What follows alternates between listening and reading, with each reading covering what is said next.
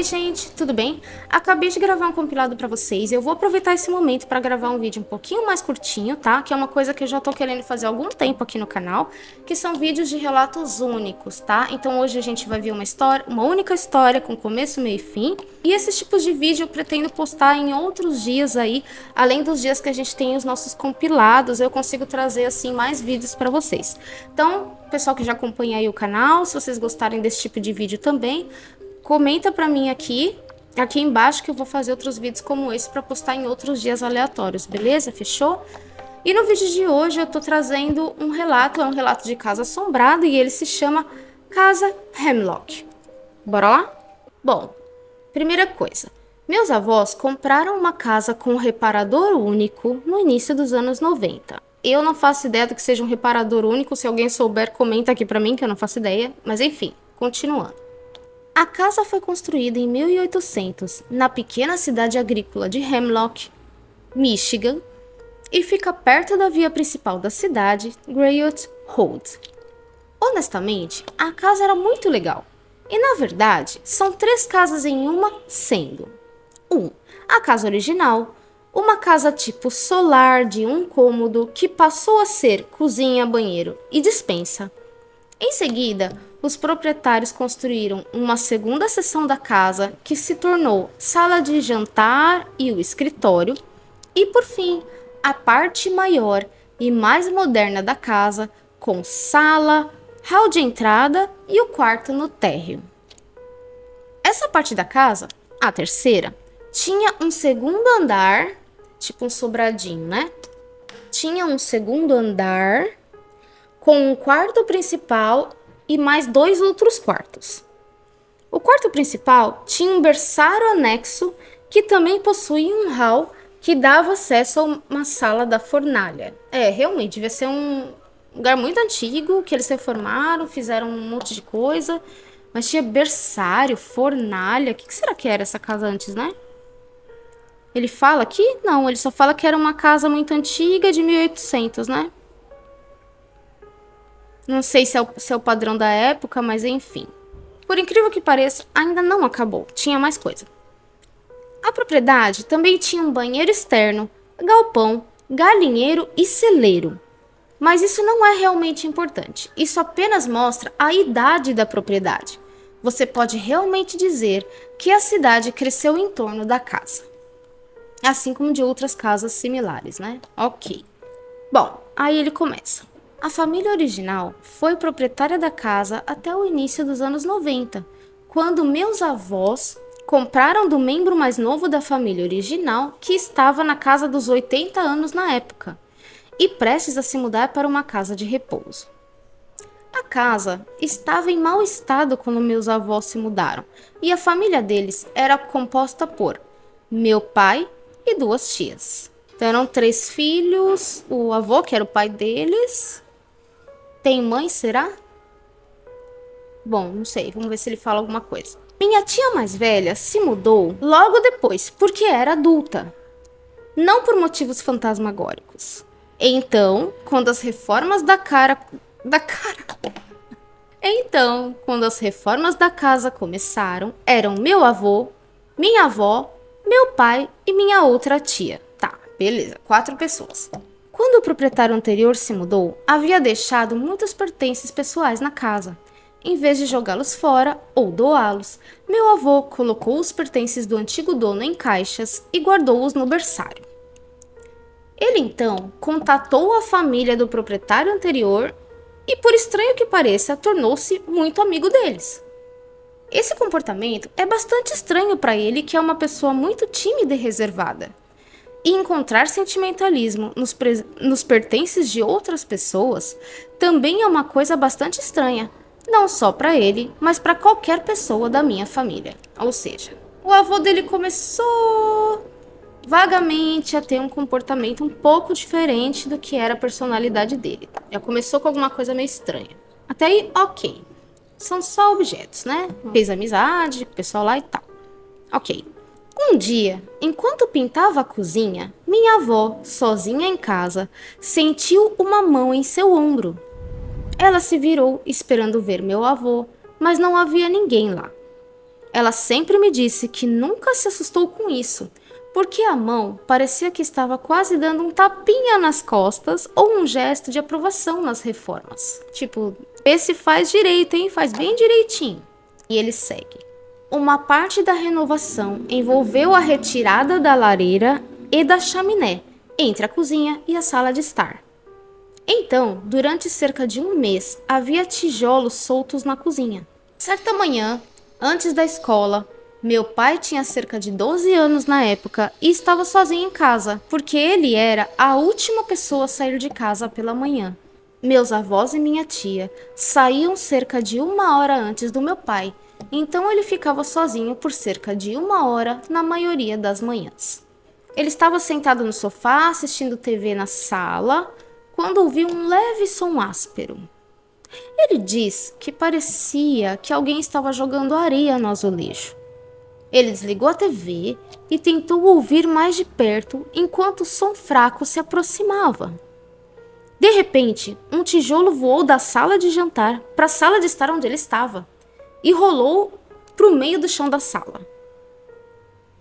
Nossa, o fantasma tirando tijolo, meio complicado, perigoso isso aí, né? Bom, ele saiu correndo da casa, nunca mais ficou sozinho em casa, ficou apavorado, foi aí que ele começou a perceber que tinha alguma coisa errada.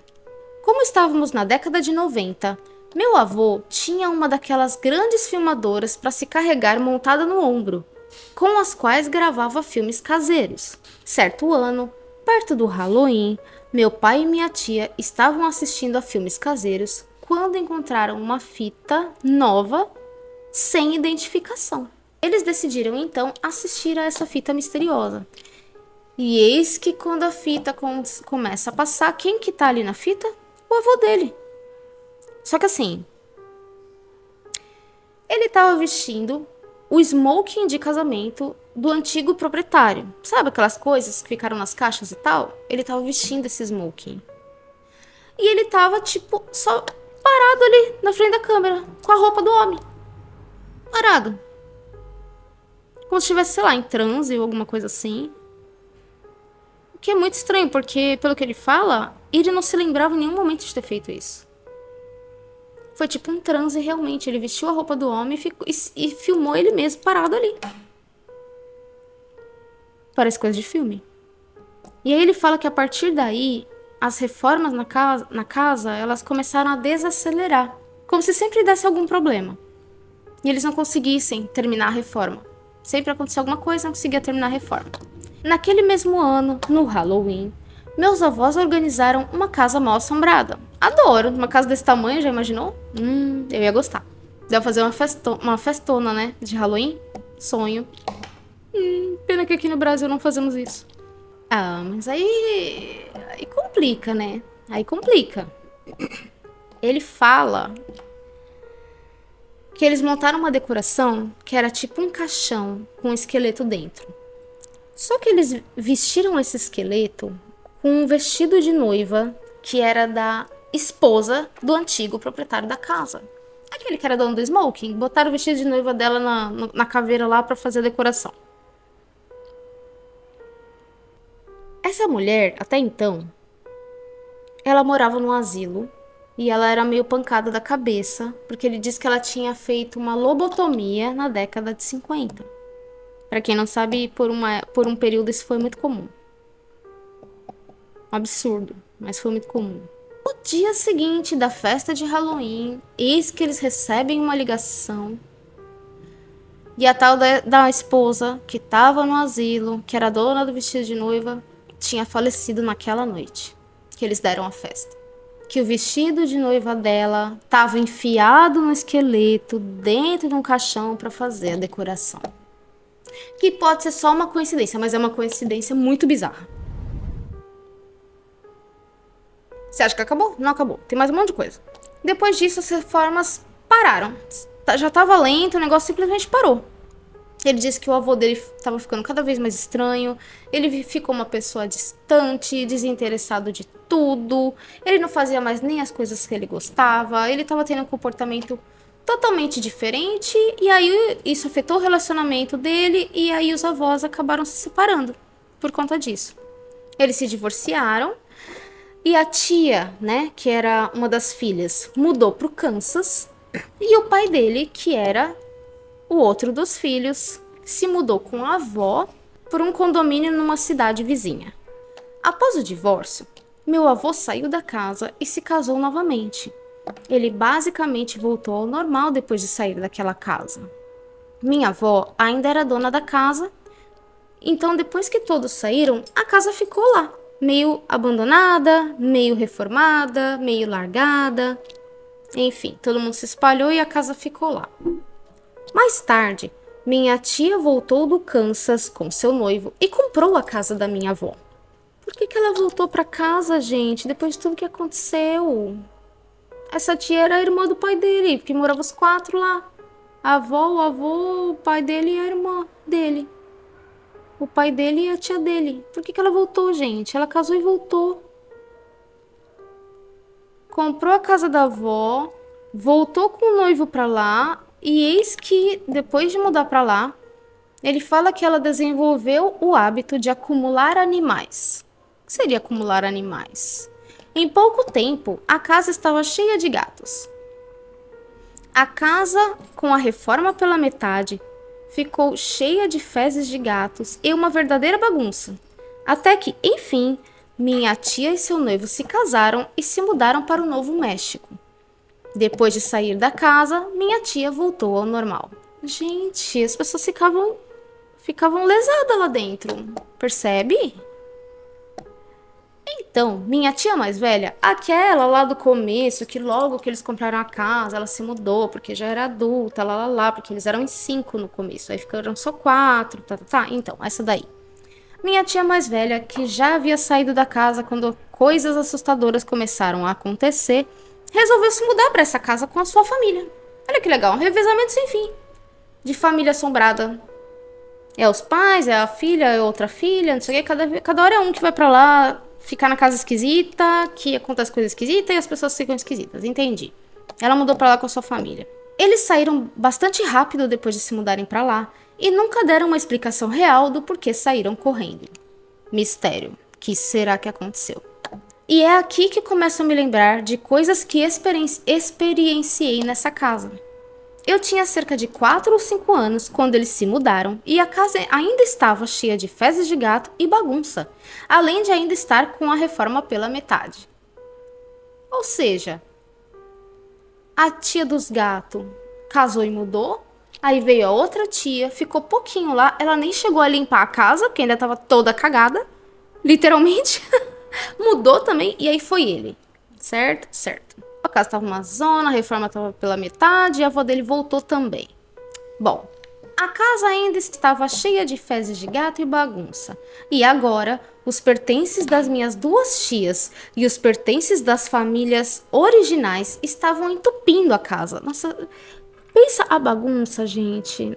É tipo casa de acumulador, que você entra, tem caixa pra todo lado, tem sujeira, tem papel. Era assim que tava a casa, fora entulho, porque a reforma não acabava. Você já imaginou o estado dessa casa? Uma casa deste tamanho? Que horror! O andar de cima era inacessível devido à quantidade de caixas e itens acumulados aleatoriamente.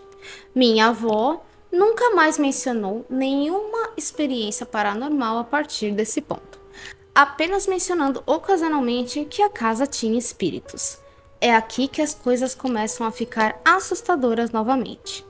Minha mãe sempre me conta como, quando eu era criança, eu sempre falava sobre os brilhos que me seguiam no banheiro e na cozinha. Ela diz que eu falava sobre eles apenas na casa da minha avó e em mais nenhum outro lugar. Tenho lembranças vagas de ver o que basicamente parecia as estrelas que você vê quando bate a cabeça, era assim que os brilhos pareciam. Mas novamente é uma memória muito vaga e a recontagem da minha mãe da sua experiência comigo. Além disso, ela diz que eu costumava ter um amigo imaginário com quem eu só conversava naquela casa e que eu o chamava de O Homem, mas eu não me lembro disso. Ela diz que isso a assustou, mas ela achou que era apenas eu sendo uma criança assustadora. Aquela coisa, né, que os pais preferem pensar que é amigo imaginário do que assombração, né? Tudo bem. Meus pais se divorciaram no início dos anos 2000 e meu pai e eu nos mudamos para tal casa e moramos lá por cerca de 1 ano e meio. Tô falando que é revezamento, gente, revezamento de pessoas que gostam de ser assombrada. Agora foram esses dois aqui. Horas. Meu pai limpou a casa a fundo e tornou o andar de cima habitável para ele e eu. Durante esse tempo, pegávamos todo o lixo e itens acumulados aleatórios e simplesmente os queimávamos na fogueira no quintal.